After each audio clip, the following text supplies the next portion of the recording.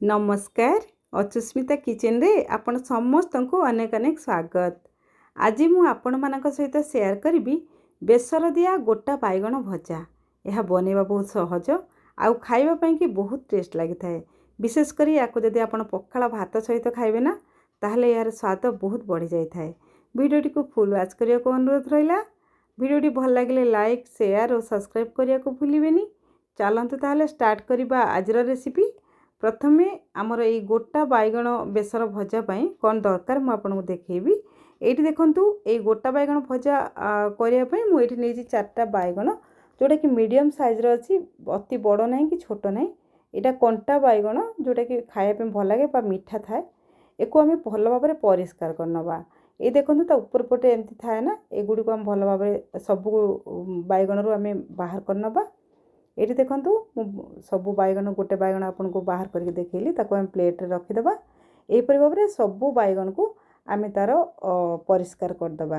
ये देखो सबू बैगण को परिष्कार कर देछि। तापर तार जो डेम्फ गुड़िक अच्छी ना से कंटा अच्छी से आम कौन करवा ना गोटे छुरी साहाय्य ताको एमती ता ऊपर पटू टिके टिके काटी नवा। आउ एमती करिया फल ता कंटा गुड़िक बाहर जीवो जोटा कि आमको भल लगे भाजिला बेले बा खाया पे भल लगे। यहीपरी भाव में मुझे सबुगुड़िक देखो परिष्कार कर नहीं।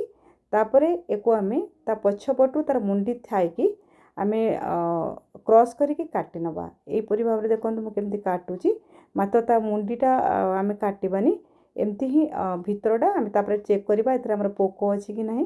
बेले बेले कौन हुए कि बैगन आमर पोक थाए यहाँ को एमती काटिकी आम देखिपर। ता छड़ा ये भितर ही आम मसला पूरेबा एमती ही काटापी पड़ो आमको। देखूँ मुझे काटी नहीं चेक कर देखो मोर पोक भी ना। ता छड़ा आमर भितरटा बहुत बढ़िया भाव में काटी ही जाइए मुंडी थाई कि यहपरी भाव में सबुगुड़िक मु काटिला परे एथिरे आम देदेबा स्वाद अनुसार अल्प किसी लुण आ हलदी। ये लुण हलदी देकी आम ताको भल भाव में गोले नवा। ये लुण हलदी दबा फल कौन हम कि आमर भितर पर्यंत आम जो बैगण मसला देके भाजबा ना भितर पर्यंत लुण और टेस्ट रहिबो जोटा कि आमको खायापी फिका बा अलणा लागबनी बैगण भजा खाइला बेले। यहाँ ध्यान रखिए यहाँ गोटे टिप्स देखूँ मुझे सबू भितर ही पूरे नहीं। तापर आम एक रेस्ट पाई छाड़ीदबा 15 मिनिट छाड़देला आमर लुण बहुत बढ़िया भाव में भितर भिजिज। तापर आम या गोटे मसला प्रस्तुत करवा। मसला ये देखो मुझे गोटे ग्राइंडर जार से प्रथम मुझे सोरिष ये कला सोरिष मुझे आप चाहिए ये धला सोरिष नहीं पारे। तापर ये मुझे गोटे चामच देती जीरा ये 15-20 कूलार नहीं मु रसुण रसुणर परिमाण टी अधिका ने जोटा कि खायापी भल लगे। तापर ये मुझे 4टा कंचा लंका नहीं ये सबू जिनस को देलापर आम ये अल्प टे पानी दबा आगे गोटे चिकन करके भल भाव में बाटिकी नहीं आसवा। ये देखूँ मु बंद कर नहीं बाटिकी नहीं आसबि मुझे देखुची। देखो मोर बटाटी प्रस्तुत हो जाइए केते बढ़िया भाव में देखो चिकन होती एमती ही चिकन करके बाटे जोटा कि आमको खायापी भल लगे भजा। देखो कितने चिकन हो पूरा गोटे भी खदड़ ना। एक आम साइड्रे रखा रेस्ट पे छाड़देवा। एक रेस्ट पे छाड़ले आमर पिता लगे ना ना आमको पिता लगे सांगे सांगे जब आम बनाऊँ। तापर ये देखो अध घंटे हो जाइए मु गोटे प्यान बसई नहीं गैस रे। तापर से दे तेल तेल देलापर ये मुझे टे हलदी गुंड मुझे आम जब ए मसलाटा देदेबा ना सेटा आमर कौन हम चारिपट को छिटकी आसो जोटा कि आमर गैस खराब हो तेणु एमती हलदी टी प्रथम देवे भल हम। तापर मु सोरिष मसला को दे देछि ता सहित स्वाद अनुसार अल्प टे लुण देछि। आमको जेतिकी लगे आपणकर मसला देखिकी सोरिष लुण देवे सोरिष को देखिकी ये देखूँ। तापर आम भल भाव में एमती गैस फ्लेम को लो टू मीडियम करके आम टिके सुखा सुखा करके भाजी नवा। एमती भाजवा द्वारा आमर जो कंचा स्मेल थाए ना सोरिषर सेटा पड़ेबो जोटा कि भजा खायापी भल लगे। ये देखूँ धीरे धीरे मोर सुखिला हो गलानी। देखूँ धीरे धीरे आमर प्यान ले लगुनि सोरिष बटा छाड़ी आसला। एमती ही भाजवा एक बेसी आम लाल करके भाजबानी कहीं आमको पुणी बैगण भितर देकी ये पूर को आम भाजबार अच्छी जोटा कि से आउ टे भाजी एमती थी आम गैस को बंद करदे एवं ठंडा हाँवा छाड़दे। एबे देखूँ मोर सोरिष मसलाटी बहुत बढ़िया भाव में ठंडा हो गलानी। एबे आम तार यही सोरिष बेसर को आम बैगणर जो कट करके रखी ना ता भितरे आम भल भाव ताको पैक करदे भल भाव पूरा शेष पर्यंत पूरे नवा।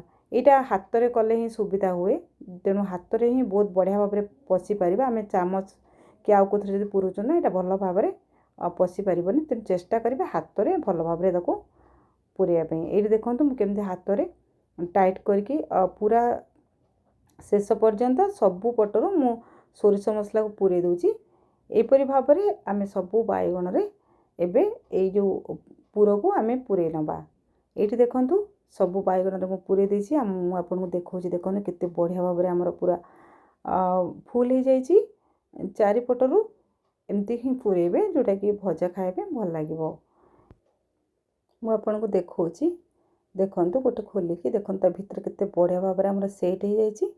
आम रखा तापर आम जा नेक्स्ट प्रोसेस को। ये देखो मु गैस रे बसई देछि गोटे पैन जो पैन लेकि मु तेल दे देछि। ये मु सोरिष तेल व्यवहार करछि। सोरिष तेल रे भाजिबे बहुत भल लगे। एबे मोर पैन गरम हो जाइए तेल मध्य गरम हो गलानी। ये आम देदेबा भरिकी रखि बैगण गुड़ी को। ये आमर ये देखो मु चार्टा जाक बैगण को दे देछि। तापरे आम ताको घोड़े नवा। ये आम गैस फ्लेम को लो टू मीडियम रे रखिकी घोड़ेबा हाई करबेनी ना गोटे पट पोड़ीज मात्र भलसे सीझी पारबनी। एबे देखंतु 10 मिनिट पर मु आपनको घोड़ा खोलिकी देखौछि। देखंतु मोर गोटे पट बहुत बढ़िया भाव में हो गलानी लाल पड़ी गलानी। एमती लाल पड़ला परे आम ताको उल्टे नवा। ये देखंतु मु गोटे पट उल्टे नीची। एपरी भाव में सबू बैगण गुड़ को आम उल्टे नवा। तापरे आम ताको घोड़ेकी आउ 5 ରୁ 7 मिनिट पर्यंत भल भाव में आरपटी सीझा पर्यंत घोड़ेकी ताको छाड़दबा। एबे देखंतु मोर 7 मिनिट पर मु आपनको घोड़ा खोलिकी देखौछि। देखंतु मोर केते बढ़िया भाव में सीझी जाइछि। तार आरपटी बहुत बढ़िया भाव में लाल पड़ी जाइछि। एबे आमे कोन करबा ना एको आमे गैस को बंद करदबा। तापरे मु आपनको देखेबी गोटे प्लेट को खोलिकी। ये देखो मोर बैगण भजा केते बढ़िया भाव में प्रस्तुत हो पूरा सीझी जाइए। आ बहुत बढ़िया बास्ना आसूची। मुझे खोलिकी देखी देखिए ता भीतर पर्यंत केमती आम मसला पूरा जाई पारी। ये देखो गोटे आपको खोलिकी एबे देखौछि।